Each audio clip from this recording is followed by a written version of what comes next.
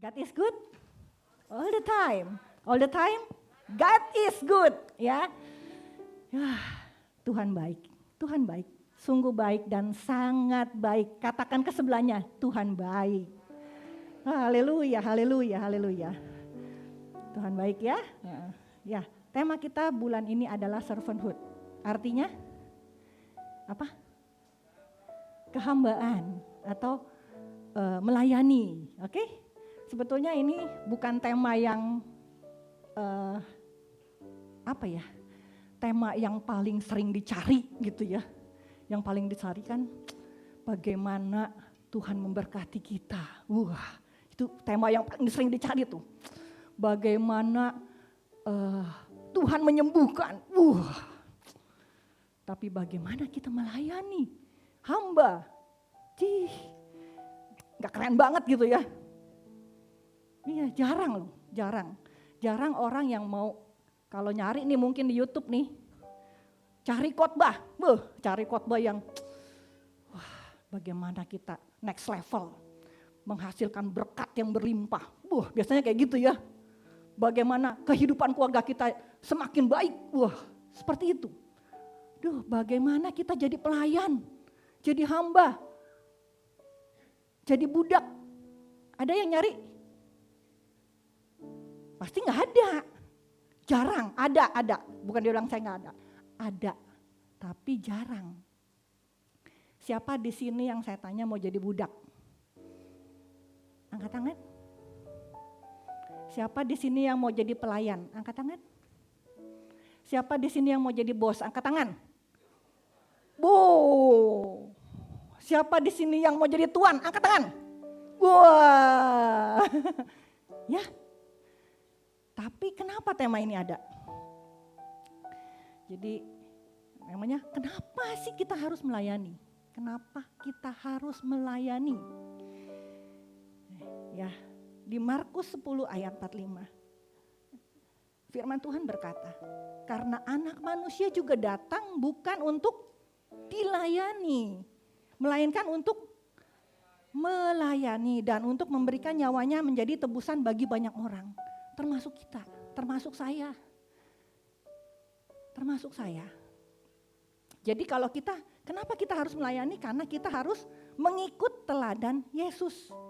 Karena Yesus sudah terlebih dahulu melayani kita dengan menjadi tebusan untuk kita. Amin. Ya. Kalau kita sudah ditebus, kita menjadi miliknya. Kita yang seharusnya binasa. Kalau minggu yang kemarin kita mungkin ibadah Jumat Agung, ibadah kenaikan Tuhan Yesus. Tuhan sudah menebus kita. Kita yang seharusnya binasa loh. Kita yang seharusnya masuk ke dalam kekekalan neraka. Tapi Tuhan tebus kita, Tuhan angkat kita sehingga kita memperoleh tempat di surga. Amin. Amin. Ya. Jadi Kolose 3 ayat 24 dikatakan, kamu tahu bahwa dari Tuhanlah kamu menerima apa? Bagian yang ditentukan bagimu sebagai upah. Kita katakan sama-sama, Kristus adalah Tuhan dan kamu adalah hambanya. Jadi saat ini kita tahu ya, kita Tuhan atau hamba? Katakan, kita hamba, ke sebelahnya. Kita hamba, saya hamba. Amin, amin ya. Ya, saya nih ya, hamba itu pembantu, pelayan. Bahkan di zaman Tuhan Yesus itu dikatakan budak.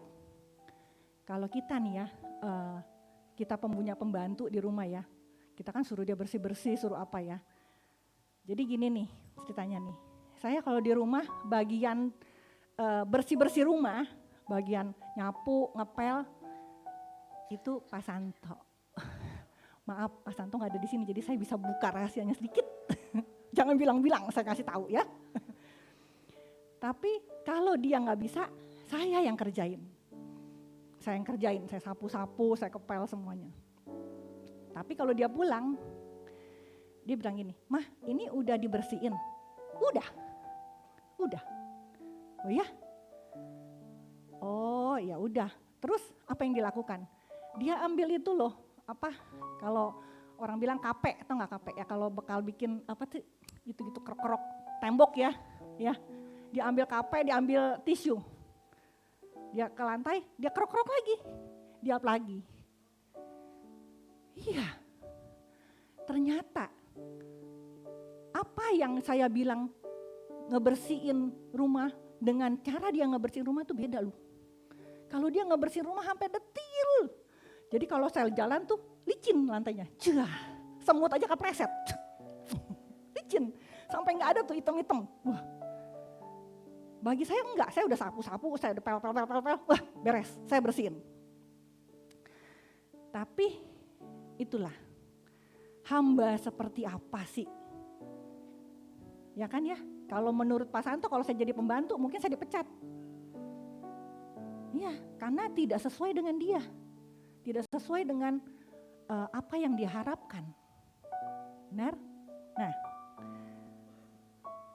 tapi nanti kalau Pak Santo ada jangan ditelepon. Pak Santo mau gak bersihin rumah saya? Jangan ya. Jangan. Oke, kita lihat di Yohanes 5 ayat 19. Maka Yesus menjawab mereka katanya, Aku berkata kepadamu, sesungguhnya anak tidak dapat mengerjakan sesuatu dari siapa? Dirinya sendiri. Jikalau ia tidak melihat Bapa mengerjakannya. Sebab, yuk kita katakan sama-sama. Apa yang dikerjakan Bapa itu juga yang dikerjakan anak. Amin. Amin, amin, amin. Jadi gini, kalau kita tahu kita hamba, kita tahu apa yang Bapak kita lakukan. Mungkin itu juga yang Pak Santo mau. Setiap hari dia mencontohkan kepada saya, nih saya seperti ini ngebersihin rumah. Dia juga pengennya saya juga melakukan hal yang sama, benar? Ya dong, dia nggak kepengen saya ngebersihin rumah asal-asalan. Karena dia akan ngulang lagi kerjaan itu. Jadi apa yang dilakukan Bapak juga dilakukan Anas. Intinya fokus kita harus kepada Bapak. Ya, kembali lagi kepada fokus. Sebetulnya apa sih visi Tuhan untuk kita di bumi ini? Ada yang tahu visinya Tuhan? Itu tercantum dalam amanat agung Tuhan Yesus. Benar? Pergilah, jadikanlah segala bangsa muridku. Dan baptislah mereka dalam nama Anak, Bapa dan Putra dan Roh Kudus. Amin. Dalam nama Tuhan Yesus. Itu adalah visinya Tuhan. Jadi semua yang kita lakukan, apapun yang kita lakukan nanti sebagai hamba, kita harus punya fokusnya kepada tujuan Bapa. Untuk apa kita ada di sini.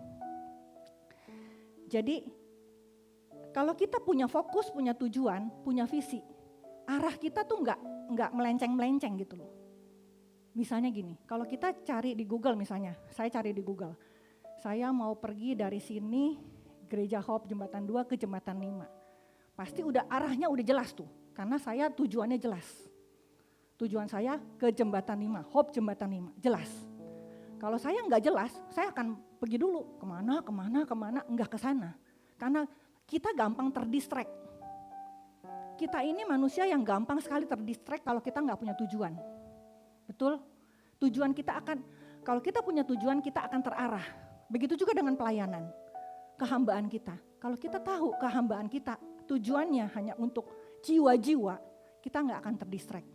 Kalau orang-orang bilang kita mau ini, no. Selain yang utama, oke? Itu tujuannya, maka kita harus fokus, ya. Nah, bagaimana caranya? Nah, kita harus di Filipi 2 ayat 5 dikatakan, hendaklah kamu dalam hidupmu bersama, katakan sama-sama, menaruh pikiran dan perasaan yang ada di dalam Kristus Yesus. Caranya gimana? Gak ada yang lain. Jadi kita harus menaruh pikiran dan perasaan kita yang ada dalam Kristus yang adalah Tuhan, kita tahu ya. Kalau kita tahu Tuhan kita maunya apa, kita tahu apa yang dia pikirin, apa yang dia rasain, nah kita bisa jadi klop tuh. Ya, caranya gimana? Menaruh pikiran dan perasaan. Caranya gimana?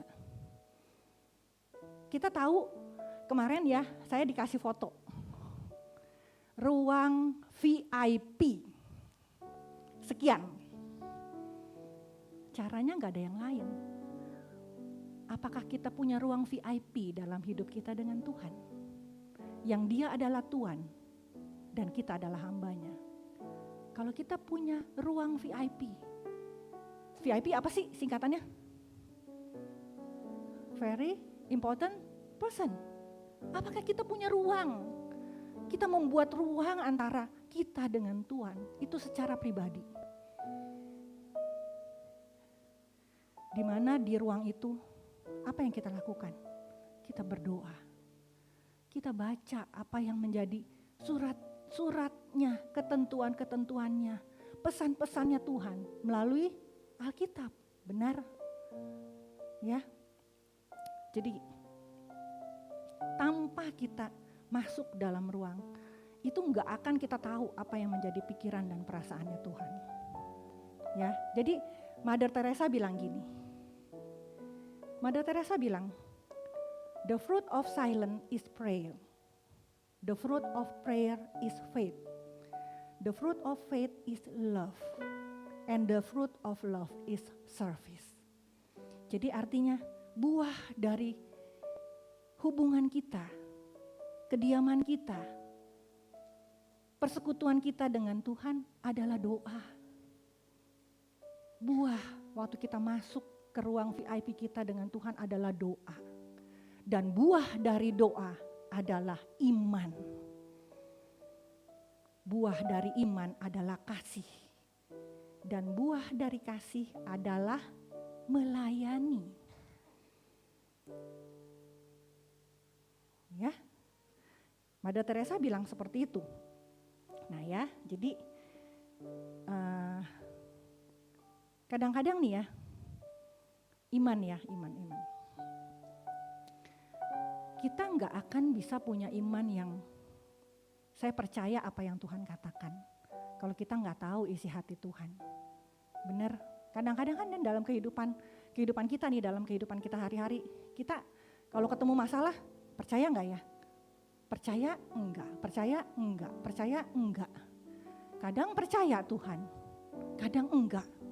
Kita meragukan Tuhan. Kadang percaya Tuhan, kadang kita meragukan Tuhan. Kadang percaya Tuhan, kadang kita meragukan Tuhan. Kenapa? Kenapa? Karena iman kita hanya segitu. Iman percaya kita hanya segitu. Terus kalau gitu biarin aja Bu. Terus aja kita percaya nggak percaya. Bisa? Jangan stop sampai di situ. Terus tingkatkan iman percaya kita. Terus punya hubungan pribadi dengan Tuhan. Terus gali kebenaran firman Tuhan. Sehingga kamu nggak diombang-ambingkan. Kita nggak diombang-ambingkan ada pengajaran yang nggak benar. Atau anggapan-anggapan manusia, anggapan dunia yang mengatakan ini benar. Kita nggak bingung gitu. Tapi kita tahu ini yang benar. Dan iman kita akan bertumbuh sampai level kita percaya dan kita taat. Amin. Oke, nah ya, ciri-ciri pikiran dan perasaan Kristus. Apa sih itu?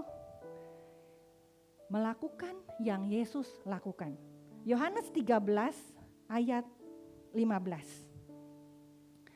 Sebab aku memberikan suatu teladan kepadamu supaya kamu juga berbuat sama seperti apa yang telah kuperbuat kepadamu. Apa sih yang Tuhan Yesus perbuat? Banyak ya. Tuhan Yesus memberi makan orang yang lapar, 5.000 orang lapar, bener gak? Tuhan Yesus mendoakan, menyembuhkan yang sakit, betul? Tuhan Yesus bergaul dengan orang-orang berdosa. Bahkan orang-orang yang dihina sekalipun, yang dijauhkan. Yang sakit kusta, pemungut cukai. Karena siapa? Karena Tuhan tahu dia adalah hamba. Karena dia tahu dia adalah hamba. Jadi kalau kita bilang kita adalah hamba, kita juga harus mengikuti teladan Yesus. Yuk sama-sama terus punya ruang VIP dengan Tuhan. Ya, di mana kita terus berdiam. Oke? Terus Filipi 2 ayat 3. Dengan tidak mencari kepentingan sendiri atau puji-pujian yang sia-sia. Sebaiknya hendaklah dengan rendah hati seorang yang menganggap yang lain lebih utama dari dirinya. Artinya kita tidak egois. Ya. Saudara, egois. Apa sih egois? Apa sih egois? Kepentingan hanya untuk saya, semua untuk saya, semua untuk saya. Sebetulnya kalau orang hebat tuh ya, bukan karena kita bisa ngalahin orang lain. Kalau kita cuma bisa ngalahin orang lain, itu cuma orang akan lihat, oh iya hebat ya. Tapi orang hebat bila dia dapat ngalahin diri sendiri. Orang hebat, orang yang dibilang hamba, orang yang dapat ngalahin diri sendiri. Egonya kita.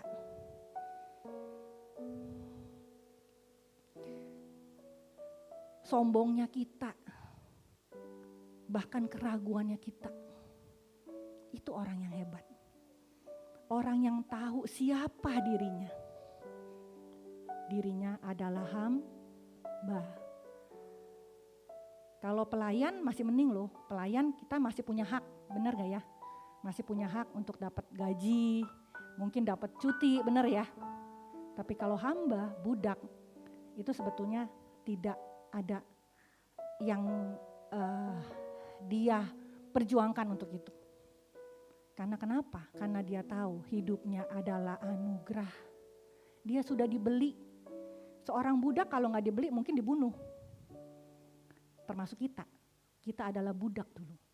Kita yang harusnya mati binasa, tapi Tuhan angkat kita, beli kita dengan darahnya. Sehingga kita tidak mati. Dan kita menjadi miliknya Tuhan, hambanya Tuhan. Amin, katakan sekali lagi, saya hamba Tuhan. Amin. Kalau hamba Tuhan harus mengikuti teladan Tuhan, amin ya. Oke, yang kedua.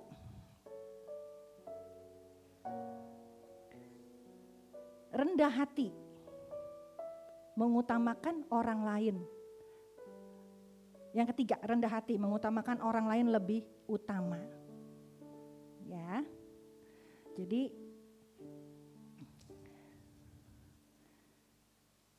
setiap kita di sini, setiap hamba-hamba di sini, kita orang-orang di sini percaya di sini. Tuhan nggak pernah lepasin kita ke bumi tanpa memberikan sesuatu bekal. Amin. Tuhan memberikan kita talenta, katakan talenta. Kalau perumpamaan tentang talenta ada yang diberikan 5 dan dia memberikan kembali kepada Tuhan menjadi 10. Ya kan? Berlipat atau 2 dikembalikan kepada Tuhan dan berlipat ganda. Amin.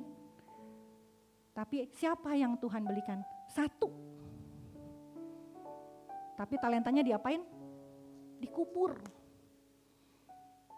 Karena dia bilang Tuhan jahat. Tuhan jahat.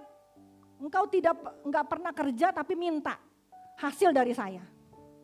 Nah, apa yang Tuhan katakan? Kau hamba yang jahat. Masuklah dalam kegelapan. Benar? Iya. Jadi setiap kita di sini kita punya talenta. Katakan talenta. Jadi jangan bilang kita akan ngubur talenta kita. Amin. Setiap kita di sini enggak ada yang talentanya dikubur.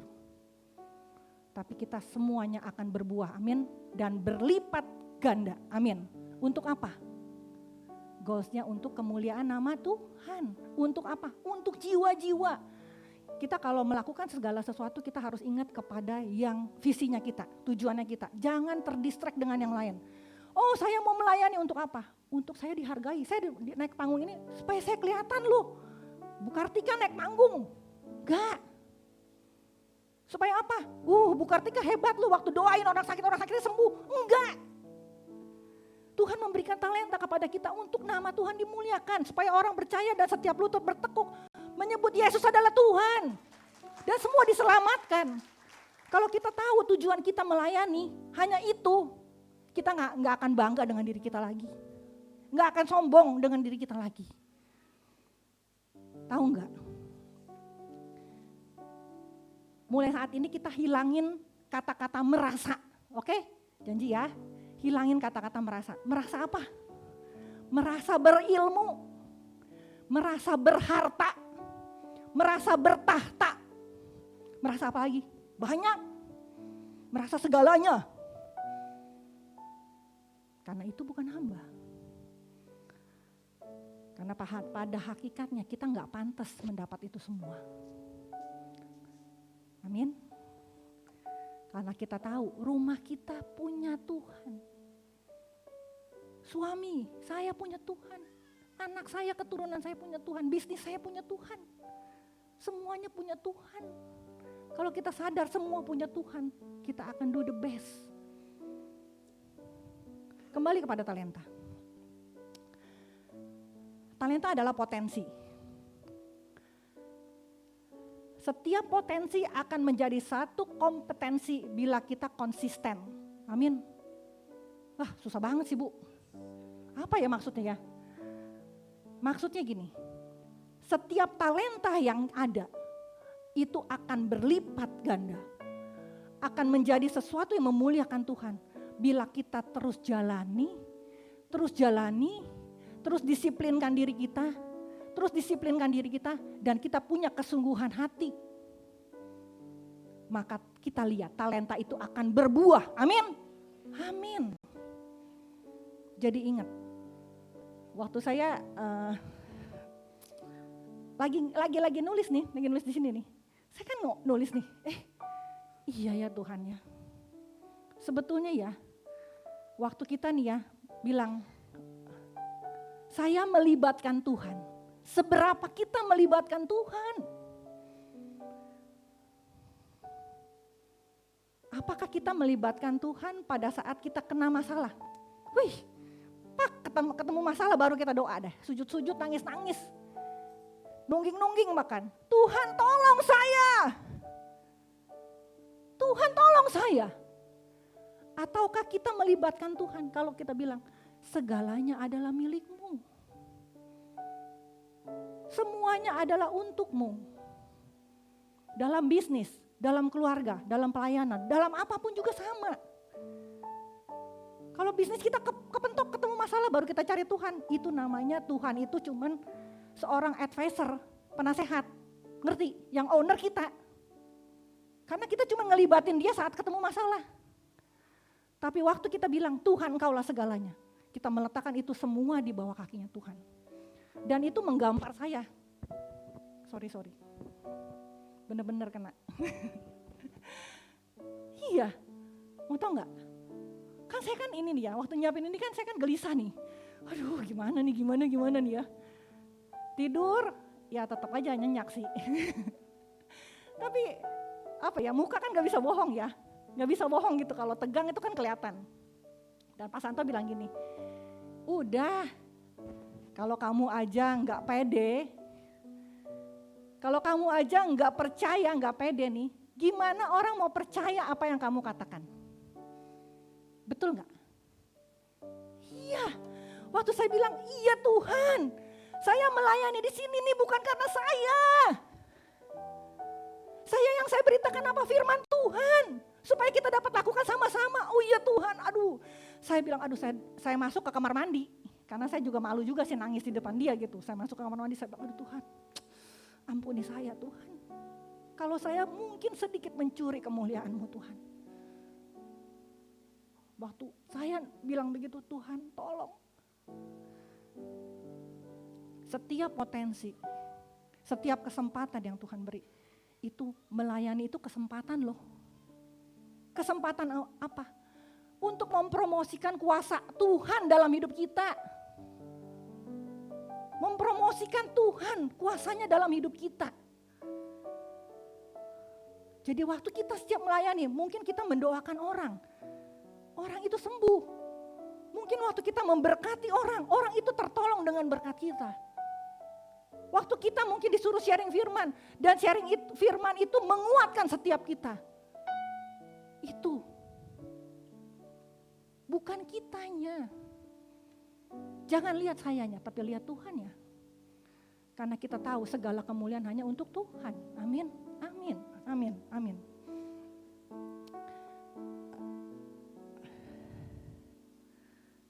Sampai di mana ya? Oke. Jadi kalau kita tahu semuanya adalah milik Tuhan. Di Roma 14 ayat 8 dikatakan, sebab jika kita hidup untuk Tuhan. Jika kita mati untuk Tuhan. Jadi baik kita hidup atau mati, kita adalah milik, katakan milik Tuhan. Haleluya, haleluya, haleluya. Oke, jadi ini slide terakhir. Kesimpulannya, kita sebagai hamba Tuhan harus memiliki apa? Pikiran dan perasaan Kristus. Caranya gimana? Tetap fokus melakukan apa yang Tuhan lakukan. Tetap tidak egois, tidak mementingkan kepentingan sendiri, tetap rendah hati. Karena kita tahu semuanya ada milik Tuhan. Goalsnya apa sih? Goalsnya apa sih kita melayani? Di Filipi 2 ayat 10 dikatakan, supaya dalam nama Tuhan Yesus bertekuk lutut segala yang di langit, yang ada di atas bumi, yang ada di bawah bumi. Itu goalsnya. Jadi goalsnya kita melayani tetap adalah untuk kemuliaan Tuhan. Setiap orang diselamatkan, jiwa-jiwa diselamatkan, amin, amin. Jadi gak ada yang patut disombongin ya, gak ada yang saat ini merasa-merasa lagi, oke? Oke, yuk ada satu quote dari Pastor Dr. Choyonggi.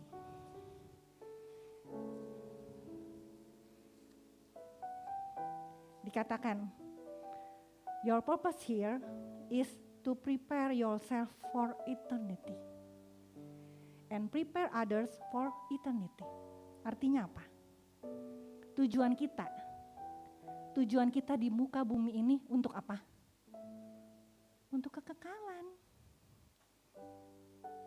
Dan untuk apa juga? Mempersiapkan siapa? Orang lain untuk kekekalan. Amin. Jadi percayalah, Tuhan ingin kita hidup di muka bumi ini. Tuhan sebetulnya mau menjadikan kita hamba yang mendemonstrasikan kuasanya. Asalkan kita tahu pikiran dan perasaan Kristus. Amin. Ayo sama-sama kita bergerak untuk memenangkan jiwa. Amin.